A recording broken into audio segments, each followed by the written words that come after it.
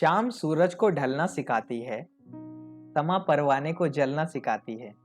गिरने वालों को होती तो है तकलीफ, पर ठोकर ही इंसान को चलना सिखाती है। नमस्कार दोस्तों, मैं अनिल वर्मोला स्वागत करता हूँ आपको हिस्ट्री के लेक्चर 4 में। लेक्चर 2 में हमने चर्चा की थी प्राग ऐतिहासिक काल में। लेक्चर 3 में हमने सिंधु घाटी सभ्यता के बारे में जाना। लेक्चर 4 में हम चर्चा करेंगे वैदिक सभ्यता के बारे में। जानेंगे वैदिक सभ्यता का समय काल कब से कब तक रहा, वैदिक सभ्यता को कितने भागों में बांटा गया है, ऋग वैदिक काल और उत्तर वैदिक काल में सामाजिक जीवन कैसा था, आर्थिक जीवन, धार्मिक जीवन में क्या क्या बदलाव आया, वैदिक सभ्यता की स्थापना किसने की। इसके साथ साथ वैदिक साहित्य, वेद, यजुर्वेद, ऋग्वेद, सामवेद, अथर्ववेद, महाकाव्य, उपनिषद, पुराण, वेदांग और उपवेद, इन सब के बारे में हम इस लेक्चर में जानेंगे। इस लेक्चर के अंत में आपको इस वैदिक सभ्यता से जुड़े हुए प्रश्न मिलेंगे। उम्मीद करते हैं कि आप उन सभी प्रश्नों के सही जवाब देंगे। सबसे पहला, वैदिक सभ्यता। ऐसा माना जाता है कि वैदिक सभ्यता का शुभारंभ आर्यों ने किया।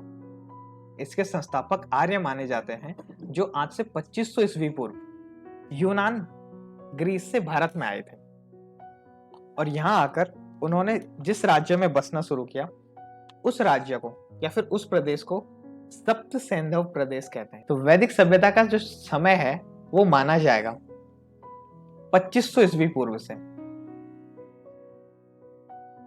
लगभग 500 ईस्वी पूर्व तक। 2500 ईस्वी पूर्व से 500 ईस्वी पूर्व तक के समय को हम वैदिक सभ्यता का समय माने। आर्यों ने भारत में आकर जिस क्षेत्र में बसना शुरू किया, उस क्षेत्र को हम सप्त सैंधव प्रदेश कहते हैं। आर्यों के मूल निवास के बारे में अलग अलग मत हैं। कोई फिक्स नहीं है कि आर्य कहां से आए थे।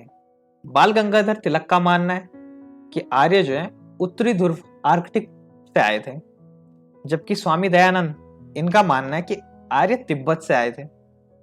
विलियम जोन्स इनका मानना है आर्य यूरोप से आए थे, और मैक्स मुलर उनका मानना है आर्य एशिया से आए थे, मध्य एशिया से। तो आर्य कहां से आए थे इसके बारे में पर्याप्त जानकारी तो नहीं है, पर आर्य भारत में यूनान कह सकते हैं उस क्षेत्र को, खैबर पास जो आज पाकिस्तान में है, उस रास्ते भारत में आए और भारत के उत्तर पश्चिम राज्य में बसे, जहां पहले सिंधु घाटी सभ्यता थी। यहीं पे उन्होंने बसना शुरू किया और जहां वो बसे उस प्रदेश को हम सप्त सैंधव प्रदेश कहते हैं। आर्यों के जीवन काल को 2 भागों में बांटा गया, क्योंकि उनके जो सामाजिक आर्थिक जीवन में बदलाव आ गया था, धार्मिक जीवन में बहुत बड़ा बदलाव आ गया, इसलिए इस समय को 2 भागों में बांटा गया, ऋग वैदिक काल और उत्तर वैदिक काल। ऋग वैदिक काल का समय माना जाता है कि ये 1500 ईस्वी पूर्व से लगभग 1000 ईस्वी पूर्व का समय था। इसे ऋग वैदिक काल का समय माना जाता है। और 1000 ईस्वी पूर्व से लगभग 600 ईस्वी पूर्व तक के समय को हम उत्तर वैदिक काल का समय मानते। अब हम चर्चा करेंगे कि ऋग वैदिक काल, इसमें सामाजिक जीवन कैसा था, आर्थिक जीवन कैसा था, धार्मिक जीवन कैसा था। ऋग वैदिक काल में समाज जो था एक कबीलाई समाज था। समाज एक कबीलाई समाज था।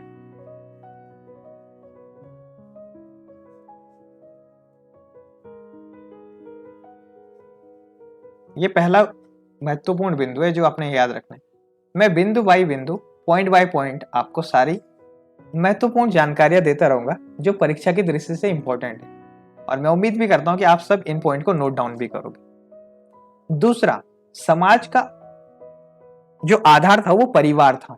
आज भी समाज का आधार परिवार है, और हमने इससे पहले के लेक्चर में भी पढ़ा था।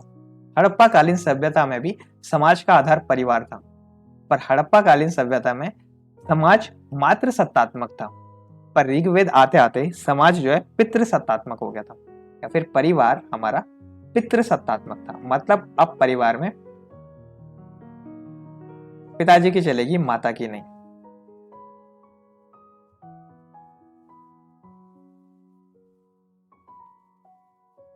परिवार पितृ सत्तात्मक था। तो ये दूसरा बिंदु है जो आपने याद रखना है। तीसरा, परिवार के मुखिया को क्या कहते थे? तो जो परिवार का मुखिया है परिवार के मुखिया को कुलप कहते थे। जैसे हम परिवार के मुखिया को आज गार्जियन पापा मम्मी कह सकते हैं, पापा ही कहते हैं वैसे तो परिवार के मुखिया को वो लोग कुलप कहते थे, कुलप कहा जाता था। ये तीसरा बिंदु है जो परीक्षा की दृष्टि से महत्वपूर्ण भी है। चौथा बिंदु, महिलाओं को शिक्षा और राजनीति में भाग लेने का पूरा हक था। ऐसा हमने तब भी देखा था, हड़प्पाकालीन सभ्यता में भी महिलाओं को बराबर का सम्मान और आदर मिलता था जितना पुरुष को मिलता है। यह इंपॉर्टेंट भी है क्योंकि उत्तर वैदिक काल में स्थिति ऐसी नहीं रहेगी। ऋग्वैदिक काल में महिलाओं को शिक्षा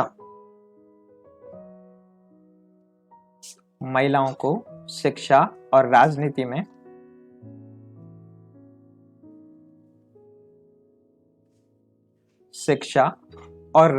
में भाग लेने की स्वतंत्रता थी।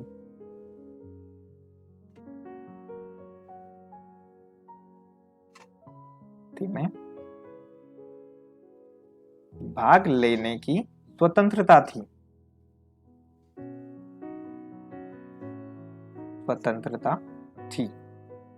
स्पेलिंग गलत, ठीक है, स्वतंत्रता थी। समाज 4 वर्गों में विभाजित था, पर ये वर्ग जो है ये कर्म के आधार पर थे, जन्म के आधार पर नहीं। समाज अगर 4 वर्गों में विभाजित है तो वो कर्म के आधार पर, जैसे पढ़ाने वाला या फिर वेदों का प्रचार करने वाला उसको हम ब्राह्मण में रखेंगे, समाज की रक्षा या फिर जो आर्मी में शामिल है उसको क्षत्रिय में रखेंगे, वैश्य मतलब जो लोग व्यापार करते थे, और शूद्र जो इन सब की मदद करते थे। शूद्र का मतलब यहाँ पे वो लोग से नहीं है जो आज जैसे हम कह सकते हैं कि पिछड़ी जातियां नहीं।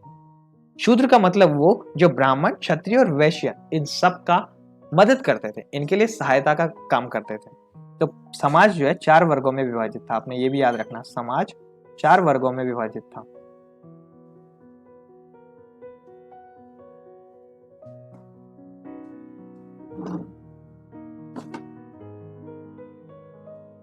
किन किन 4 वर्गों में? ब्राह्मण, दूसरा क्षत्रिय,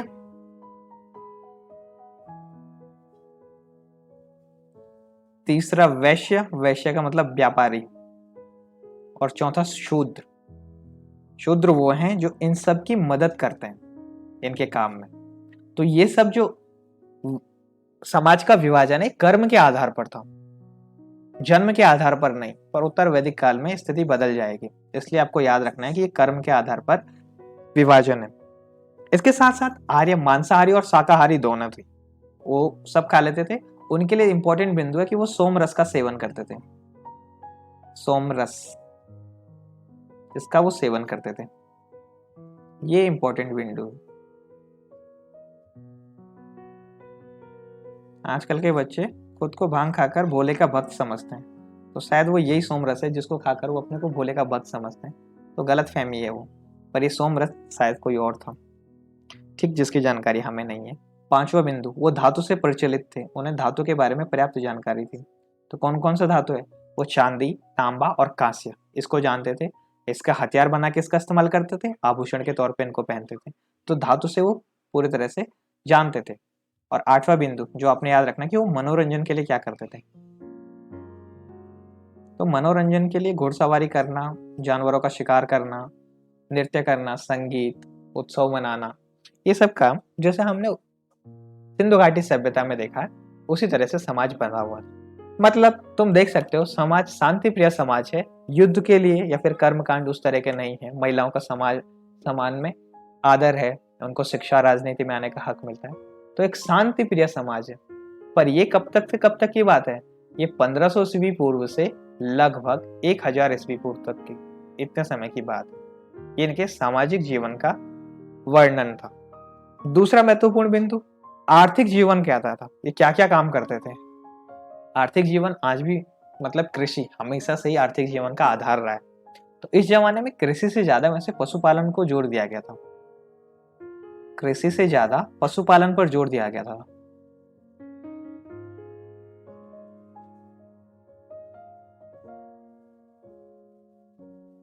पशुपालन का महत्व था। मतलब जिसके पास जितनी ज्यादा गाय उतना धनी। जैसे आज के समाज में जिसके पास जितना ज्यादा पैसा वो उतना अमीर, तो उस जमाने में जिसके पास जितनी ज्यादा गाय उनका उतना सम्मान होता था।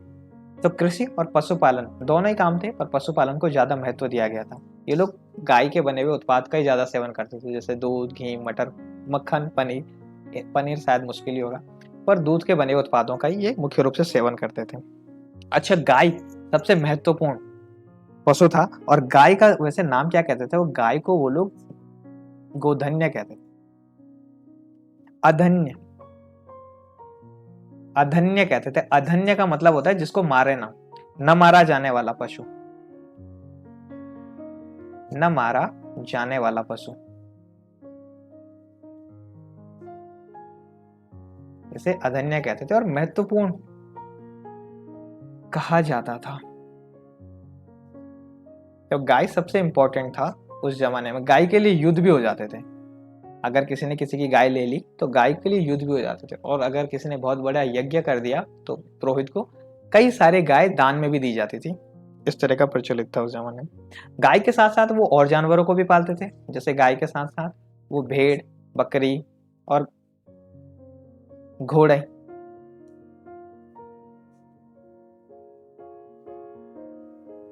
भेड़ बकरी और घोड़ों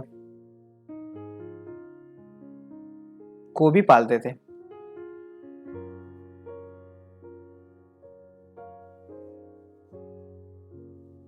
ये तीसरा बिंदु है।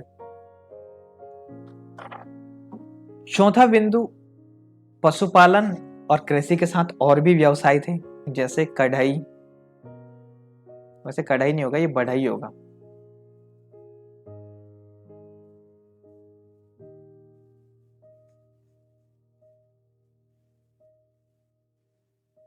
तो कृषि और पशुपालन के अलावा और भी व्यवसाय थे, जैसे बढ़ई, चर्मकार और स्वर्णकार।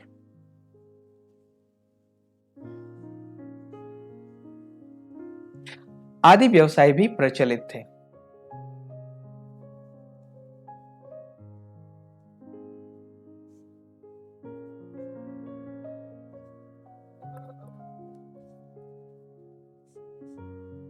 तो ये दूसरा नहीं, चौथा बिंदु है जो आर्थिक जीवन से, वैदिक काल के समय के आर्थिक जीवन से रिलेटेड 4 बिंदु है। इनको आप नोट डाउन कीजिए और ये महत्वपूर्ण भी है। परीक्षा की दृष्टि से पूछा जाएगा कि वैदिक काल में सबसे महत्वपूर्ण जानवर कौन था और गाय को और किस नाम से जानते थे। ठीक, गाय, उन्होंने जो टाइम है उसको भी ऐसे, जैसे आज हम 11 बज गया, 12 बज गया ऐसे बोलते हैं, तो उस तरह से नहीं बोलते थे। उन्होंने गो होना, गोधना, इस तरह से टाइम को बांटा हुआ था कि ये गाय को बांधने का टाइम है, ये गाय को चराने का टाइम है। इस तरह से टाइम को भी गाय के साथ ही उन्होंने जोड़ के रखा हुआ था। तो एक इंपॉर्टेंट जानवर है उनके लिए गाय। ये था उनका आर्थिक जीवन। अब बात करते हैं धार्मिक जीवन के बारे में। तो धार्मिक जीवन में किस देवता की पूजा करते थे, किसको वो ज्यादा महत्वपूर्ण मानते थे, इसके बारे में हम पढ़ेंगे। तो धार्मिक जीवन में ये लोग, सबसे महत्वपूर्ण देवता जो थे वो इंद्र थे। वैदिक काल में सबसे महत्वपूर्ण देवता इंद्र थे।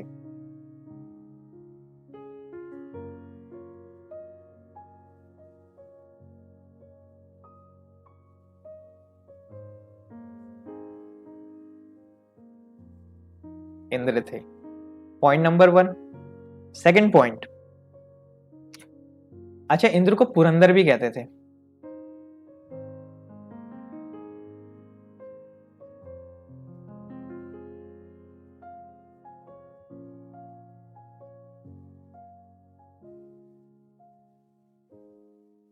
ठीक, ये दूसरा पॉइंट है। इंद्र के साथ साथ, इंद्र के अलावा अग्नि और वरुण,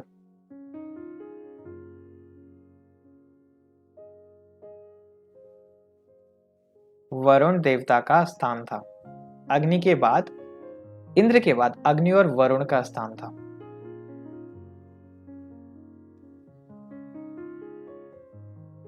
तो इन 3 देवताओं का वर्णन ऋग्वैदिक काल के ग्रंथों में मिलता है। परीक्षा की दृष्टि से पूछा जाने वाला सबसे महत्वपूर्ण प्रश्न, ये कई बार पूछा गया है कि सत्यमेव जयते, ये हमारा नेशनल स्लोगन है।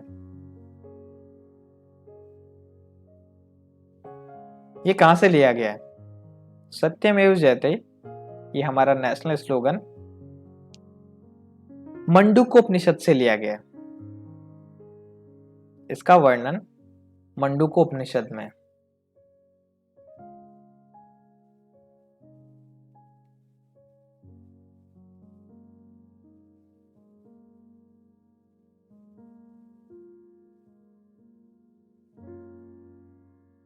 से लिया गया है।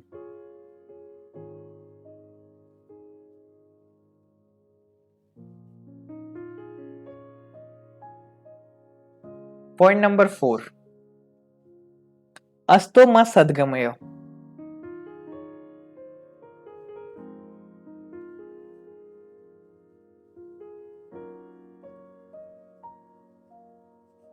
ये वाक्य ऋग्वेद से लिया गया है।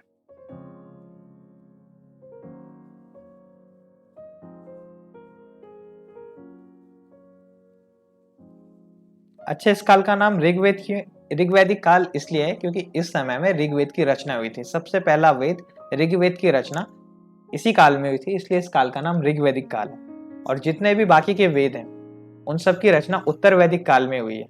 अथर्ववेद, सामवेद, यजुर्वेद।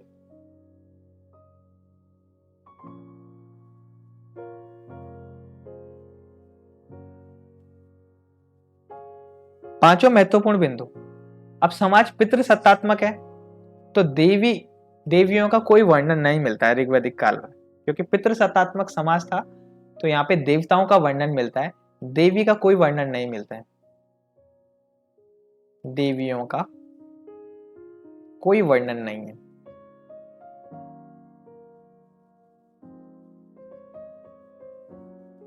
नहीं है ऋग्वैदिक काल में। कारण क्योंकि पितृसत्तात्मक समाज था तो पुरुष ने देवताओं को ज्यादा महत्व दिया, देवियों को नहीं। इसके साथ साथ देवताओं को प्रसन्न करने के लिए मंत्र और यज्ञ भी किए जाते थे। तो ये इनका धार्मिक जीवन है। इंद्र देवता को, अग्नि देवता और वरुण देवता को स्थान मिला था। इंद्र उनमें सबसे प्रमुख है और इन्हीं में से इनके जो ग्रंथ है मंडूकोपनिषद में से सत्यमेव जयते शब्द को लिया गया है, जो हमारा नेशनल स्लोगन है। और अस्तो मा सद्गमय ये हमारे ऋग्वेद से लिया गया शब्द। इस काल का नाम ऋग्वैदिक काल है क्योंकि इस समय में ऋग्वेद की रचना हुई थी। यह हुई आर्थिक जीवन के बारे में चर्चा। ऋग्वेद का समय समाप्त। ऋग्वेद के बारे में हमने आर्थिक जीवन, सामाजिक जीवन और के साथ साथ इनका धार्मिक जीवन समझा। अब चर्चा करते हैं उत्तर वैदिक काल, जिसका समय माना जाता है 1000 ईस्वी पूर्व से 600 ईस्वी पूर्व तक। इस समय मुख्यतः 3 वेदों की रचना हुई, यजुर्वेद, सामवेद, अथर्ववेद। उत्तर वैदिक काल ऋग्वैदिक काल से पूरे की पूरी तरह उल्टा है। ऋग्वैदिक काल को अगर हम शांत कहें तो उत्तर वैदिक काल पूरा उथल भरा हुआ, कर्मकांडों से भरा हुआ और समाज में अब एक तरीके से अव्यवस्था फैल चुकी है। अब शांति का माहौल नहीं है। ये पूरा उत्तर वैदिक काल के बारे में जानकारी। तो इस समय का सबसे पहला महत्वपूर्ण बिंदु कि इस समय में 3 वेदों की रचना हुई।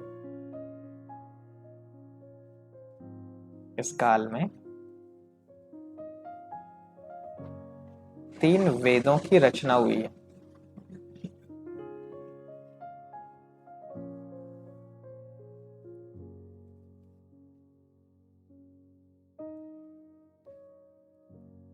तीन वेदों की रचना हुई है। कौन से 3 वेद हैं वो? सामवेद, यजुर्वेद और अथर्ववेद। इन 3 वेदों की रचना इस समय में हुई है। ये पहला महत्वपूर्ण बिंदु था। दूसरा महत्वपूर्ण बिंदु, आर्यों ने अब स्थायी जीवन जीना शुरू कर दिया। अब वो अपना इलाका बसाकर वहां जीना शुरू कर दिया उन लोगों ने, और कृषि को महत्व देना शुरू कर दिया था। आर्यों ने स्थायी जीवन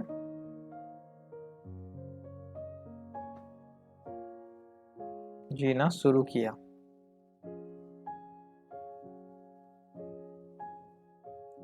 और कृषि को अधिक महत्व दिया।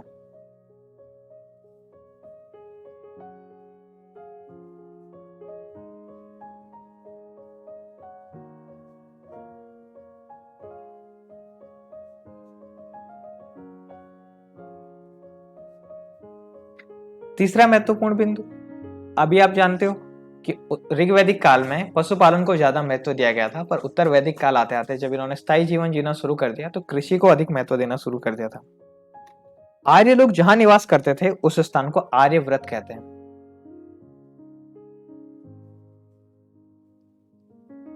आर्य जहां निवास करते थे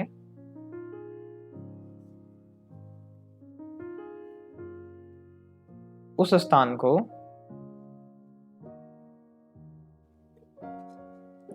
आर्यव्रत कहा जाता है।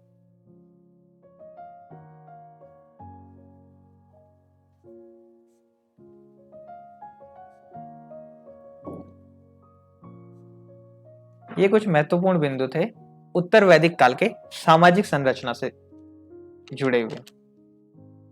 अब आर्थिक जीवन, ये क्या क्या पालते थे, किस तरह से व्यापार करते थे, किन किन चीजों को, पशुपालन किस तरह से करते थे। अब कृषि पे ज्यादा ध्यान दे दिया तो कृषि में क्या क्या सुधार लाए, इनके बारे में देखेंगे।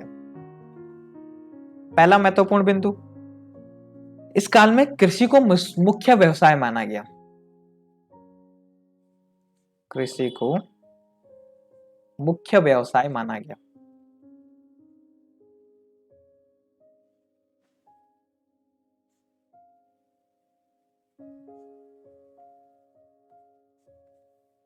दूसरा महत्वपूर्ण बिंदु, सतपथ ब्राह्मण में कृषि की 4 क्रियाओं का उल्लेख है। सतपथ ब्राह्मण एक तरह से वैदिक काल का ग्रंथ है।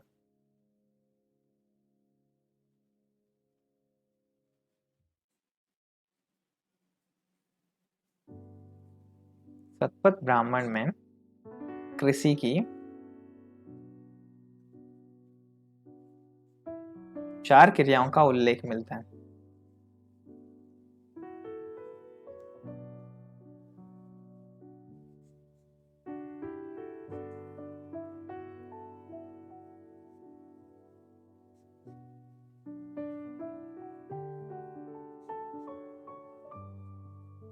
वो 4 क्रियाएं जुताई,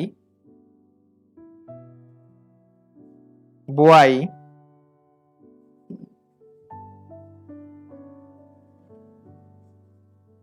कटाई,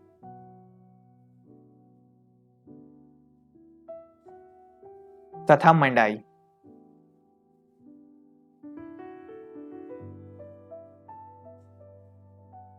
अगला बिंदु, काटक संहिता में 24 बैलों से बना हुआ हल का उल्लेख है। काटक संहिता में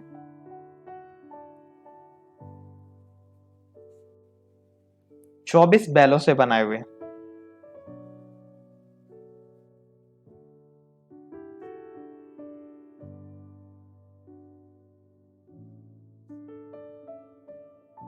हल का उल्लेख मिलता है।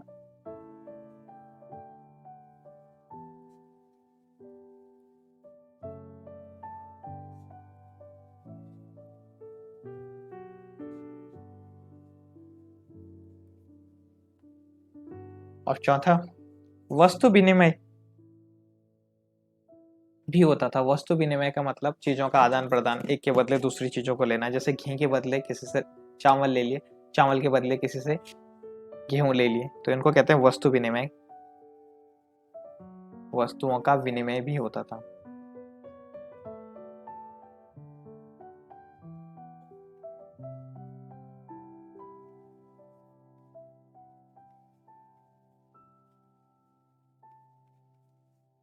यह था आर्थिक जीवन से रिलेटेड कुछ महत्वपूर्ण बिंदु जो उत्तर वैदिक काल से जुड़े हुए। कृषि को महत्व दिया गया, ये जुताई, बुड़ाई, कटाई, ये सब सतपथ ब्राह्मण में इसका उल्लेख मिलता है।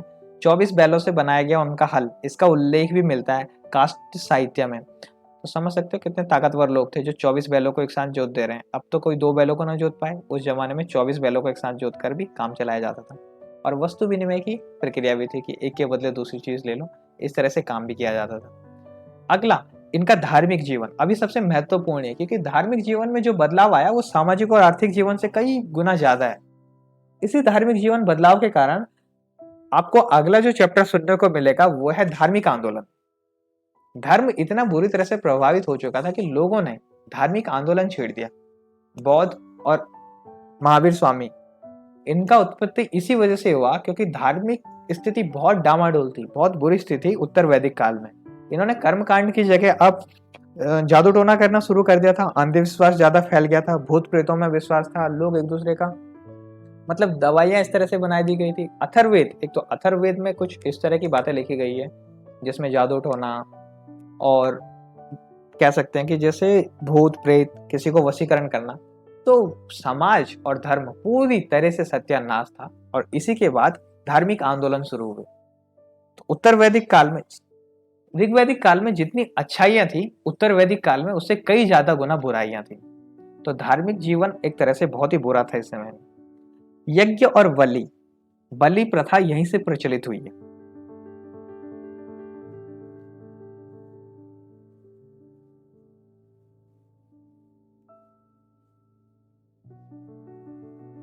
यज्ञ और बलि वैदिक धर्म के मूलतः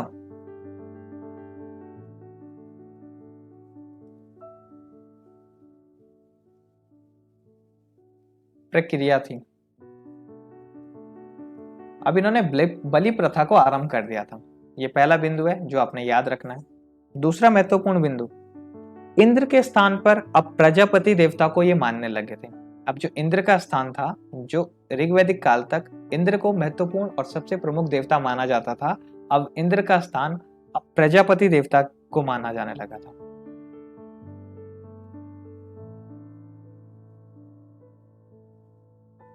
को प्राप्त हो गया था।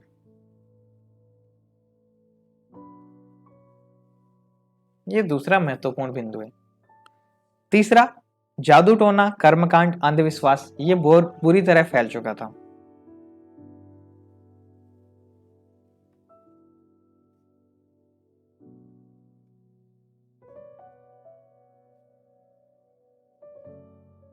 अंधविश्वास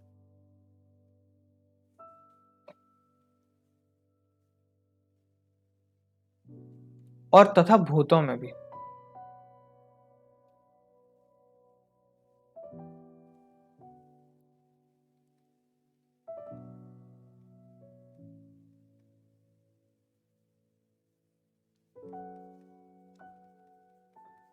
अंधविश्वास, रुको, जादू टोना,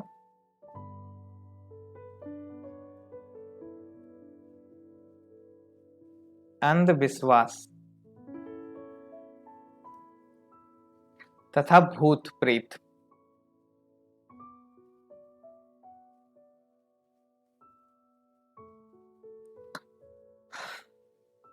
पर ज्यादा बल दिया गया।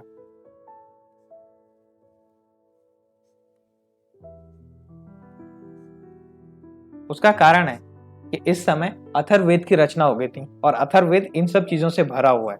अगर आपको किसी के साथ जादू टोना सीखना है और भूत प्रेतों की वो सीखना है कि कैसे तंत्र मंत्र विद्या, तो अथर्ववेद पढ़ो, इतिहास को भूल जाओ और परीक्षा की तैयारी भी कम करो, सिर्फ अथर्ववेद को पढ़ो।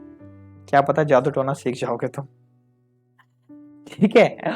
और जो इस काम को करता था वो कौन है? ब्राह्मण। ब्राह्मण को ये सब काम आते हैं, जादू टोना, अंधविश्वास, पूजा, कर्मकांड, ये सारी चीजें उसको आती हैं।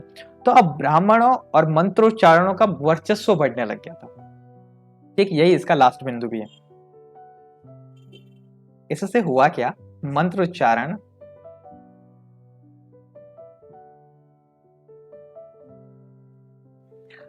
की प्रधानता हो गई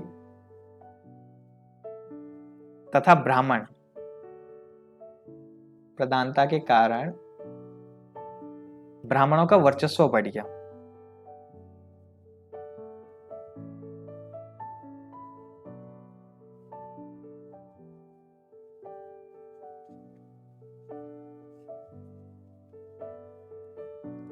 तो ये अंतर था उत्तर वैदिक काल और ऋग्वैदिक काल।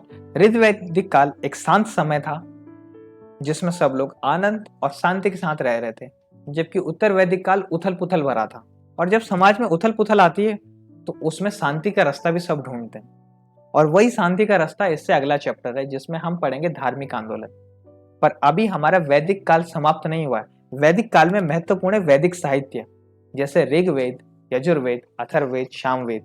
इनकी चर्चा, इनके साथ साथ उपनिषद, वेदांग ग्रंथ, पुराण। अब चर्चा शुरू करते हैं वैदिक साहित्य को लेकर। वैदिक काल में लिखे गए जितने भी वैदिक साहित्य हैं, वेद, उपनिषद, ग्रंथ, उपवेद, वेदांग, इनकी चर्चा करते हैं। तो आर्यों की जानकारी, आर्यों के बारे में जितनी भी जानकारी है वो हमें वैदिक साहित्यों से मिलती है। और वैदिक साहित्य को दो भागों में बांटा गया है, श्रुति साहित्य और स्मृति साहित्य। श्रुति साहित्य के अंदर वेद, उपनिषद आते हैं, जिन्हें लंबे समय तक मौखिक रूप से बोला गया, यानी एक बार लिख तो दिया गया पर बार बार लिखा नहीं जा सकता, क्योंकि तब तक प्रिंटिंग प्रेस नहीं थी, पेन कलम, वो इंक भी खुद बनाते थे अपने हाथ से, और लिखने के लिए तब तक कागज मौजूद नहीं था। तो स्कूलों में वेदों को पढ़ाया जाता था और विद्यार्थी उसे याद रखते थे। इस तरह एक जनरेशन से दूसरी जनरेशन तक याद रखकर वेद एक जनरेशन से दूसरी जनरेशन तक गए। और जब इनके संकलन की बारी आई तो इनका संकलन वेद व्यास जी ने किया, जिनका पूरा नाम महर्षि कृष्ण द्वैपायन वेद व्यास जी है। तो वेदों का संकलन इन्होंने किया। अच्छा, स्मृति साहित्य में कौन कौन आता है? वेदांग, सूक्त और स्मृति ग्रंथ। अब चर्चा करते हैं ऋग्वेद के बारे में। तो ऋग्वेद, इसकी रचना लगभग 1500 ईस्वी पूर्व से 1000 ईस्वी पूर्व के बीच में हुई, जिसकी रचना वेद व्यास जी ने की। ऋग्वेद में 10 मंडल हैं, 128 श्लोक हैं और 10,428 ऋचाएं हैं। इसमें कुल 10 मंडल हैं। पहला और 10वां मंडल बाद में जोड़ा गया है। इसके तीसरे मंडल में सूर्य देवता के लिए, सावित्री सूर्य देवता के लिए गायत्री मंत्र का उच्चारण किया। तो गायत्री मंत्र जो है वो ऋग्वेद से लिया गया है, और ऋग्वेद के भी तीसरे मंडल में इसकी जानकारी मिलती है। और जो इसका चौथा मंडल है उसमें कृषि संबंधी जानकारी मिलती है। इसके 9वें मंडल में हमें सोम देवता का उल्लेख मिलता है। हमने सोम रस के बारे में जाना था कि आर्य सोम रस का सेवन करते थे। अस्तोमा सद्गमया ऋग्वेद से लिया गया है। गायत्री मंत्र ऋग्वेद से लिया गया है। सत्यमेव जयते ऋग्वेद से लिया गया। और इसका एक उपवेद भी है, आयुर्वेद। ऋग्वेद के उपवेद का नाम आयुर्वेद है। उपवेद क्या होता है? वेदों को सरल शब्दों में समझाने के लिए उपवेद की रचना की गई, क्योंकि जो वेदों को लिखने की भाषा थी वो थोड़ी टफ थी, उसका मीनिंग समझना आसान नहीं था, इसलिए उपवेद बनाए गए, और इसके उपवेद का नाम आयुर्वेद। आयुर्वेद और योग में कंफ्यूजन मत हो। आयुर्वेद ऋग्वेद का उपवेद है, जबकि योग, इसकी रचना पतंजलि ने की है। अच्छा, वैदिक काल में ऋग्वैदिक काल ये सबसे पहला वेद है। इस समय में सरस्वती सबसे पवित्र नदी थी। और ऋग्वेद में दशराग्य युद्ध का वर्णन है, जो आर्य और दूसरे लोगों के बीच में हुआ। जो आर्य नहीं थे उनके बीच में जो युद्ध हुआ वो दशराग्य युद्ध है। इसकी जानकारी भी हमें ऋग्वेद से मिलती है। तो ये 9 महत्वपूर्ण बिंदु थे ऋग्वेद के बारे में। परीक्षा में कई प्रश्न पूछे जाएंगे। टोटल कितने मंडल हैं? गायत्री मंत्र कहाँ से लिया गया है? अस्तोमा सद्गमया कहाँ से लिया गया है? सत्यमेव जयते कहाँ से लिया गया है? और वैदिक काल में या फिर ऋग्वैदिक काल में ऋग्वेद में सबसे ज्यादा किस नदी का विवरण मिलता है? किसे पवित्र नदी माना गया? और उससे भी इंपॉर्टेंट प्रश्न, ऋग्वेद की रचना किसने की? इस तरह से प्रश्न ऋग्वेद से संबंधित परीक्षा में पूछे जाएंगे। अगला यजुर्वेद। यजुर्वेद में पूजा, अर्चना, यज्ञ करना, इन सब की जानकारी मिलती है। कर्मकांड, अनुष्ठान, यज्ञ, पूजा। इसको गद्य और पद्य दोनों भाषाओं में लिखा गया। इसमें जो मुख्य यज्ञ है, राजसूय यज्ञ, वाजपेयी और अश्वमेध यज्ञ, इनकी जानकारी हमें यजुर्वेद से मिलती है। कृषि में सिंचाई और कृषि सिंचाई और नई चावल की किस्मों की जानकारी भी हमें यजुर्वेद से मिलती है। इसका एक उपवेद भी है जिसका नाम धनुर्वेद है। तो परीक्षा में पूछा जाएगा धनुर्वेद किसका उपवेद है? तो आपने याद रखना कि ये यजुर्वेद का उपवेद। इसके साथ साथ पूछा जाएगा यजुर्वेद का संबंध किससे है? तो यजुर्वेद का संबंध पूजा अर्चना कर्मकांड और अनुष्ठानों से। ये गद्य पद्य दोनों में लिखा गया। अश्वमेध यज्ञ, वाजपेयी यज्ञ और राजसूय यज्ञ की जानकारी कहां से मिलती है? तो वो यजुर्वेद से मिलती है। तीसरा वेद सामवेद। सामवेद को वैसे भारतीय संस्कृति का संगीत का जनक भी माना जाता है, क्योंकि इसमें संगीत से संबंधित जानकारी है। इसमें जितने भी श्लोक और जितने भी मंत्र हैं, बहुत से मंत्र और बहुत से श्लोक, मतलब अधिकांश मंत्र और श्लोक ऋग्वेद से लिए गए और फिर उनको संगीत के रूप में गाया गया। तो आपने देखा भी होगा, जब पंडित पुरोहित किसी भी मंत्र का उच्चारण करता है तो वो हमारी तरह किताब नहीं पढ़ता है, वो उसको एक लय में गाते हैं। ठीक, तो सामवेद में यही काम किया गया, मंत्रों को श्लोकों को संगीतमय रूप में लिखा गया। ये सामवेद के बारे में जानकारी थी। अब सबसे ज्यादा उत्पात मचाने वाला अथर्ववेद, उत्तर वैदिक काल में लिखा गया। ये सबसे अंतिम वेद है जिसे उत्तर वैदिक काल में लिखा गया था, और इसी वेद की वजह से पूरा का पूरा समाज और हमारा धार्मिक जीवन, उस समय का, हमारा तो नहीं, उस समय का धार्मिक जीवन अस्त व्यस्त हो गया था। अथर्ववेद की रचना अथर्व ऋषि ने की है। अथर्ववेद में तंत्र मंत्र, जादू टोना, भूत प्रेत, चमत्कार, इनके बारे में जानकारी मिलती। वैसे तो इसमें दवाइयों के बारे में भी जानकारी मिलती है, औषधियों के बारे में भी। कह सकते हैं कि भारतीय औषधि और भारतीय दवाइयों का अगर आधार कोई है तो अथर्ववेद है। पर ये सिर्फ दवाइयों का ही आधार नहीं है, जादू टोना, भूत प्रेत, चमत्कार और इन सब का आधार भी अथर्ववेद है। अथर्ववेद ने उस समय पूरा धार्मिक जीवन जो था वो परिवर्तित कर दिया। जैसे हमने पढ़ा है कि उत्तर वैदिक काल में धार्मिक जीवन में बदलाव आ गया था। पुरोहित और पंडित, इसकी शक्तियां बढ़ गई थी क्योंकि ये जानता था मंत्रों का उच्चारण, और समाज में जो शांति थी वो कहीं भंग सी हो गई थी। अच्छा, इसका एकमात्र उपवेद है जिसका नाम अर्थवेद है। अथर्ववेद के उपवेद का नाम अर्थवेद है।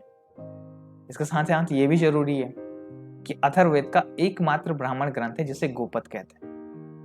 तो ये कुछ महत्वपूर्ण जानकारी 4 वेदों के बारे में थी, जिनमें सबसे पहला ऋग्वेद है, फिर यजुर्वेद, सामवेद और अंतिम वेद का नाम है अथर्ववेद। उत्तर वैदिक काल में उत्पात मचाने का वेद यही है। और इसी के बाद जब पूरा का पूरा समाज चरमरा गया था तो धार्मिक आंदोलन शुरू हुए थे, और जिसमें नए धर्म उभर कर आए। उससे पहले अभी चर्चा बची हुई है, हम जानेंगे वेदांग क्या होता है। तो वेदों को सरल शब्दों में समझने के लिए 6 वेदांग बनाए गए: शिक्षा, ज्योतिष, व्याकरण, छंद, कल्प और निरुक्त। ये 6 वेदांग बनाए गए। व्याकरण जो एक वेदांग है, इसकी रचना पाणिनि ने की है और उनकी पुस्तक का नाम अष्टाध्यायी। सबसे महत्वपूर्ण प्रश्न परीक्षा में कई बार पूछा जाएगा, अष्टाध्यायी पुस्तक की रचना किसने की है? तो पाणिनि ने इस पुस्तक की रचना की। नया बिंदु, उपनिषद। उपनिषद क्या होता है? वेदों का दार्शनिक व्याख्यान करने के लिए उपनिषदों की रचना की गई। वैसे उपनिषद का मतलब होता है एकांत में बैठकर ज्ञान प्राप्त करना। और ऐसे कितने उपनिषद हैं? 108 उपनिषद हैं। टोटल 108 उपनिषद हैं। इन्हें वैदिक साहित्य की अंतिम रचनाएं भी कहा जाता है, इसलिए इन्हें वेदांत, वेदांत का मतलब वेदों का अंतिम, तो वैदिक साहित्य का जो अंतिम था वो वेदांत कह सकते हैं हम इसको। ठीक है। बृहदारण्यक, छंदोग्य, कंठ और मंडूक प्रसिद्ध उपनिषद हैं। यम तथा नचिकेता के बीच जो संवाद हुआ वो कनिष्ठोपनिषद में लिखा गया। उसका वर्णन हमें कनिष्ठोपनिषद में मिलता है। और श्वेत केतु और उसके पिता के बीच जो संवाद था उसका वर्णन हमें छंदोपनिषद में मिलता है। तो महत्वपूर्ण प्रश्न तो यही है कि यम और नचिकेता के बीच जो संवाद हुआ उसका वर्णन कहाँ मिलता है? तो कनिष्ठोपनिषद। और कुल कितने उपनिषद हैं? 108। ठीक, आगे पुराण। ऐसे टोटल 18 पुराण हैं। इनमें सबसे पुराना पुराण मत्स्य पुराण है। पुराण वैदिक समय की कहानियां हैं। वैदिक काल में राजा किस तरह से रहते थे, सामाजिक जीवन किस तरह का था, उस समय की कहानियां हैं। और इस तरह के टोटल 18 पुराण हैं। इनमें सबसे पुराना या फिर जिसे पहला पुराण कह सकते हैं वो मत्स्य पुराण है। तो ये पुराणों के बारे में जानकारी। उपवेद, अभी हमने समझ लिया था कि उपवेद क्या होते हैं। वेदों को सरल शब्दों में समझने के लिए उपवेद बनाए गए हैं। उनकी भाषा को सरल करके उपवेद बनाए गए। तो परीक्षा में क्या पूछा जाएगा कि ऋग्वेद के उपवेद का नाम क्या है। ऋग्वेद के उपवेद का क्या नाम, तो तुमने याद रखना है आयुर्वेद। आयुर्वेद जो है वो ऋग्वेद का उपवेद है। इसी तरह अगर हमने अभी थोड़ी देर पहले पढ़ा था कि यजुर्वेद, यजुर्वेद के उपवेद का क्या नाम है, तो ये भी तुमने याद रखना है यजुर्वेद के उपवेद का नाम।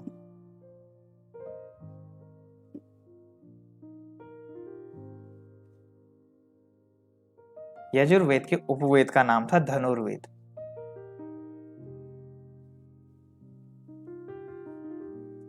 और अथर्ववेद, अथर्ववेद के उपवेद का नाम अर्थवेद था।